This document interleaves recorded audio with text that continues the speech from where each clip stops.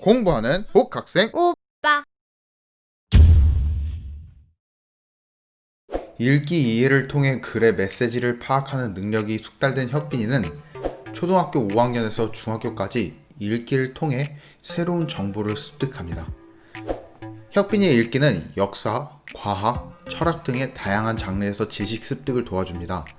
예를 들어 혁빈이는 읽기를 통해 역사적으로 우리나라의 건국 이야기를 익히고 과학적으로 자동차가 굴러가는 원리에 대해서 배웁니다. 그리고 철학적으로 행복에 대한 마음가짐을 배웁니다. 이렇게 세상 지식을 구축하는 사이 자연스럽게 관련 어휘들과 글의 조직을 몸에 익힙니다. 나아가 혁빈이의 글쓰기 또한 조직을 갖춰 나갑니다. 혁빈이의 중학교는 다양한 형태의 쓰기 과제를 숙제로 냅니다. 혁빈이는 독후감, 기행문, 주제 논하기, 연구보고서 쓰기 등의 여러 과제들을 수행하고 글쓰기 형태에 맞춰 전략적으로 쓰는 연습을 합니다. 예를 들어 인천광역시 문화재 조사 보고서를 숙제로 받은 혁빈이는 조사할 문화재를 선정하고 자료를 구하고 자료를 정리합니다. 그리고 정리한 자료들을 이용해 서론, 본론, 결론 단계를 거쳐 쓰기를 구성합니다.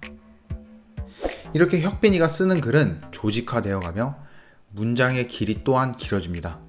이제는 쓰기를 위해 구사하는 문법 능력이 말할 때의 수준을 능가합니다. 고등학생이 된 혁빈이는 문학 작품을 다양한 관점에서 고찰합니다. 이 시기의 읽기는 중학교 시절에 익혀둔 배경 지식을 활용합니다. 예를 들어 혁빈이는 운수 좋은 날을 읽으면서 시대적 배경을 고려해 일제감정기의 우리나라 모습을 떠올리고 자동차의 원리를 생각하며 주인공의 인력 꺾는 일이 힘든 일이라고 생각합니다. 나아가 주인공의 감정을 본인의 가치관을 통해 주인공 아저씨는 돈을 벌면 행복해진다고 생각할까? 라고 생각합니다. 이렇게 혁빈이의 배경 지식은 읽기에 적극 활용되고 쓰기에 있어서도 활용됩니다.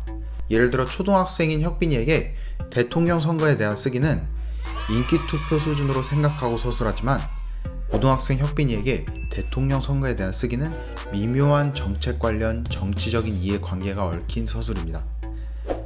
이렇게 배경 지식은 글쓰기의 질을 결정하는 중요한 역할을 합니다. 혁빈이는 읽기보다 쓰기가 훨씬 어렵습니다. 읽기와 달리 쓰기는 읽는 사람이 글을 이해할 수 있도록 글의 구조와 단어 수준을 고려하며 써야 하기 때문입니다. 따라서 혁빈이의 쓰기는 전달력과 음직력을 위해 아직까진 성인의 도움이 필요합니다. 혁빈이는 고등학교를 졸업하고 드디어 대학에 입학하였습니다. 혁빈이의 전공은 공연예술학입니다. 이제 혁빈이는 전문 지식을 얻기 위해 읽기를 합니다. 연기의 감정은 어떻게 끌어올리는지, 발성과 공명은 어떻게 해야 청중이 집중하는지, 대본 분석은 어떻게 할 것인지 모두 읽기를 통해 배우고 실기에 적용합니다. 따라서 혁빈이는 목적에 맞게 필요한 부분과 필요 없는 부분을 생각하며 어디까지 읽고 얼마나 읽어야 하는지 판단합니다. 혁빈이의 이런 읽기 스타일은 쓰기에서도 나타납니다.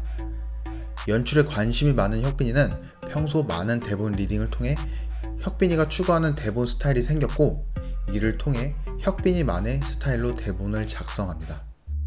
혁빈이의 대본 작성의 근본적인 힘은 학창시절 읽기를 통한 경험에서 나옵니다. 혁빈이는 고등학교 시절 문학 작품 속 등장인물들의 감정에 접근하려고 노력했고 이로 인한 감정들은 실감나게 대본으로 표현됩니다.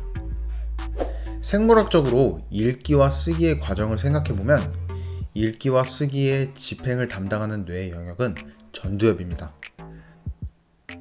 전두엽은 다른 엽들과 달리 상대적으로 발달이 오래 걸립니다. 따라서 나이가 들수록 읽기와 쓰기에 있어서 집행 능력은 성숙해집니다.